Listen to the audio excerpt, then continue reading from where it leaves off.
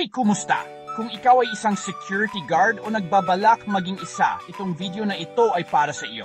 Ngayon, pag-uusapan natin ang mga importanteng safety tips at protocols na dapat alam ng bawat security guard. Una, ano nga ba ang security guard? Simple lang, ang security guard ay isang taong nagbabantay ng mga ari-arian, tao at nagpapatupad ng mga batas at regulasyon. Ang presensya mo pa lang ay nakakatulong na para maiwasan ang gulo at masiguro ang kaligtasan. Ngayon, ano ang dapat mong gawin kung may nag-aaway? Kumalma. Alamin ang sitwasyon. Kung ligtas, subukang awatin sila gamit ang mahinahong pananalita. Dumistansya at tumawag ng kasama kung kinakailangan. Tandaan, mahalaga ang iyong kaligtasan. Susunod, paano kung may sunog? Una, i-activate ang fire alarm. Tumawag agad sa mga bombero. Lisanin ang lugar kung ligtas.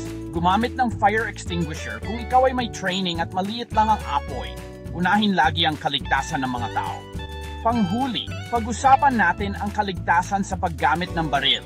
Palaging ituring na may bala ang iyong baril. Huwag ilagay ang daliri sa gatilyo hanggat hindi ka handa bumaril. Huwag itong itutok sa kahit anong bagay na hindi mo gustong barilin.